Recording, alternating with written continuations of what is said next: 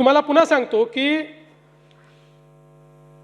आपण जर बघितलं तर पहिले आम्ही 17 मध्ये छत्रपती शिवाजी महाराज शेतकरी सन्मान योजना केली, ज्याच्यामध्ये जवळपास त्या ठिकाणी 44 लाख शेतकऱ्यांना आपण मदत केली। त्यात 24 लाख शेतकऱ्यांना कर्जमाफीची योजना होती। 4.27 लाख शेतकऱ्यांनी एक वेळ समझोता केला। 14,89,000 शेतकऱ्यांना आपण प्रोत्साहनपर पैसे दिले।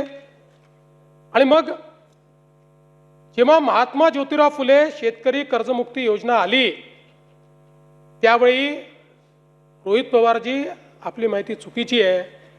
2017च्या योजनेमध्ये लाभ मिळालेल्या म्हणजे छत्रपती शिवाजी महाराज योजनेत लाभ मिळालेल्या शेतकऱ्यांना 2019च्या कर्जमाफी योजनेतनं वगळण्यात आलं, देण्यात नाही आलं, हे वगळण्यात आलं।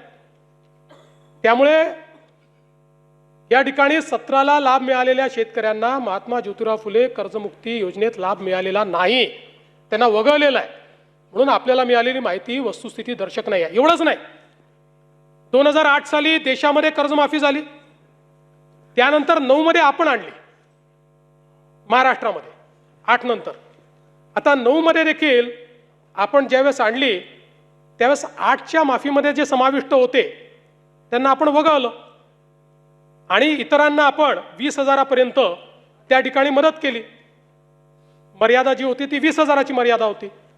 जवळपास 34 लाख शेतकऱ्यांना 4,000 कोटी रुपये आपण 2009 साली दिले होते। आणि म्हणून हे काही पहिल्यांदा झालेलं नाही आहे।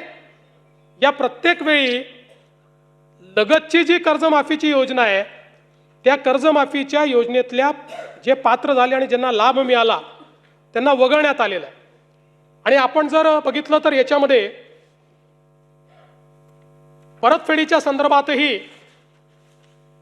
हे जे टाकण्यात आलं की 2026 आणि 27ला पैसे परत केले पाहिजे, याच्या मागचा उद्देश हाच होता की आपण ज्यांना प्रोत्साहन देतोय, प्रोत्साहन घेत असताना त्यांनी पुढे नीट कर्ज भरलं पाहिजे, या दृष्टीनं आपण या ठिकाणी अशा पद्धतीची योजना केली होती। मला खरं म्हणजे मी तिन्हीचा चार्ट या ठिकाणी तयार केलेला आहे। आपल्या लक्षात येईल आत्तापर्यंतच्या योजनांमधली सगळ्यात मोठी योजना ही यावेळची कर्जमाफीची योजना आहे। टाळ्या याच्यानंतर वाजवा, टाळ्या याच्यानंतर वाजवा।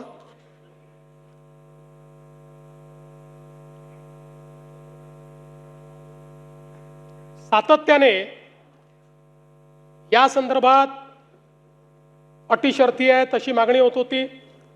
आज जवळपास आमच्या रणधीर सावरकरांच्या नेतृत्वात महायुतीचे सर्व आमदार मला भेटले आणि त्यांनी सगळ्यांनी मागणी केली की ही 50,000ची अट तुम्ही काढून टाका।